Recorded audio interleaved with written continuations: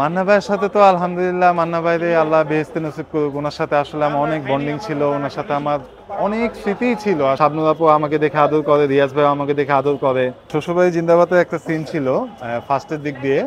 সেটা হয় কি সিনটাতে আমি আর কি লটারি পাই, তো আমার যে খালা থাকে রিনা আন্টি এখন দেখলে হয়তো বা আমাকে চিনতে পারবে। আর মান্না ভাইয়ের সাথে সবচাইতে বেশি স্মৃতি আমার যে ছবিগুলোতে জড়িয়ে আছে, সেই ছবিটার নাম হচ্ছে আলিবাবা, আবিদ হাসান বাদল আঙ্কেলের। আলিবাবা ছবিটা দেখলে হয়তো বা অনেক মেমোরিজগুলো দেখতে পারবেন, ওনার সাথে আমার কীরকম মেমোরিজ ছিল, বা উনি কীরকম আমাকে ভালোবাসতো, কীরকম আমাকে চাইতো। এই তো শ্বশুরবাড়ি জিন্দাবাদে রিয়াজ ভাইয়া ছিল। রিয়াজ ভাইয়া ছোটোবেলায় রোল করেছিলাম আমি। হুম, রিয়াজ ভাইয়া ছোটোবেলা রোল করেছিলাম। একটা কল্পনার একটা সিন হয় সেটাতে, সেটা লটারি পাই। লটারি পেয়ে সেটাতে আমি অনেক কোটিপতি হয়ে যাই, এরকম একটা সিন ছিল শ্বশুরবাড়ি জিন্দাবাদে। হ্যাঁ হ্যাঁ, সেটা তো মনে পড়েই। সেটা তো মনে পড়ে। সেটা শ্বশুরবাড়ি জিন্দাবাদের একটা সিন ছিল ফার্স্টের দিক দিয়ে। তো সেটা হয় কি সিনটাতে, তো আমি আর কি লটারি পাই, তো আমার যে খালা থাকে রিনা আন্টি এখন দেখলে হয়তো বা আমাকে চিনতে পারবে। তো আমার যে খালা থাকে ডলিজল আন্টিও ছিল। তো রিনা আন্টি হয় কি যে আমার যেই লটারিটা উনি আর কি দিতে চায় না, তো সেই ক্ষেত্রে আমার মাকে চোর বানিয়ে, তো সেই ক্ষেত্রে সেই লটারিটা সে আর কি পেতে চায়। তো সেই ক্ষেত্রে আমি আর কি প্রতিবাদ করতে যাই। প্রতিবাদ করার সময় আসলে শ্বশুরবাড়ি জিন্দাবাদ সিনটা আসলে দেখলেই পাবেন।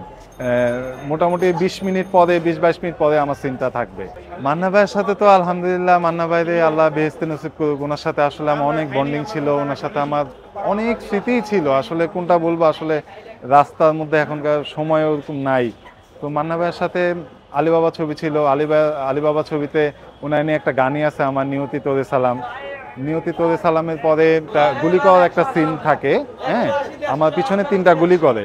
তো সেই ক্ষেত্রে আমি আর কি মানে ছোটবেলায় আমি যেন ভয় না পাই, তো গুলির যে সিনটা আমার পিছন দিয়ে আর কি ওই সময় ইলেকট্রিক শক ছিল, তো আমাদের গেঞ্জির পিছন দিয়ে তো একটা বেলুনের মতো করে ওটার মধ্যে রং ভরা হতো।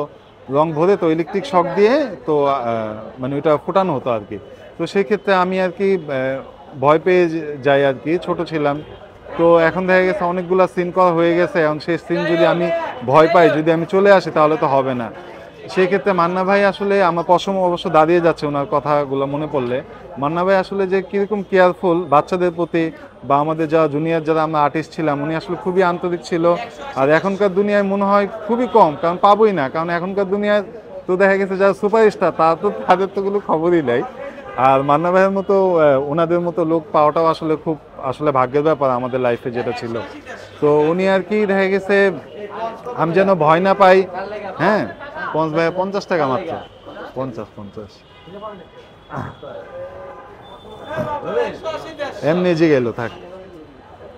তো সেক্ষেত্রে আমি যেন ভয় না পাই, মান্না ভাই আমার নিজে আমার কান চেপে ধরেছিল।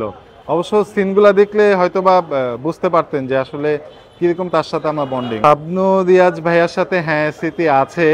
হয়েছে কি, ওনাদের একটা লাস্টে একটা ছবির একটা নেকলেসের একটা সিন ছিল, নেকলেস চুরি হওয়ার। আসলে শ্বশুরবাড়ি জিন্দাবাদটা যারা প্রথমে দেখছে, মানে পুরা সিনটাই আসলে পুরা ছবিটা আসলে সাসপেন্সে ভরা এবং অনেক হাসির। শ্বশুরবাড়ি জিন্দাবাদ যে ছবিটা ছিল, তো সেই ছবি থেকে দেখা গেছে ওনাদের নেকলেসের একটা লাস্ট একটা সিন যায়, নেকলেস চুরি হয়। তো সেই ক্ষেত্রে আমি তখন তো আর কি আপনার বিভিন্ন সেটে শুটিং হইতো, এফডিসি বিভিন্ন সেটগুলোতে শুটিং হইতো। এখন সেটগুলো ওরকম কেউ ইউজও করে না, বা ইউজ ওরকম হয়ও না। তো সেটগুলোতে আমি যাই, তখন তো আমি লিটারেলি আমি ছোট ছিলাম, বাচ্চা। আমি যাই, শাবনুর আপু আমাকে দেখে আদর করে, রিয়াজ ভাই আমাকে দেখে আদর করে। তো ওনাদের যে ছোটবেলা রোল করেছিলাম, তো ওনারা দেখে খুবই আমাকে আদর করে আর কি। না, এখন আসলে কারোর সাথে যোগাযোগ নাই। লাইফে তো অনেক স্ট্রাগল করা হয়েছে, অনেক টাইপের কাজ করা হয়েছে। তো এখন আর ওনাদের সাথে ওইরকম আর যোগাযোগ নেই। আর যোগাযোগ করার চেষ্টা আসলে, নিজেই তো একটা বিজনেস নিয়ে আছি। তো ওনারা যদি কোনো সময় যদি খবর নেয়, তাহলে হয়তো বা ওনাদের কাছে যে একবার হলে একটু দেখা করার ইচ্ছা আছে।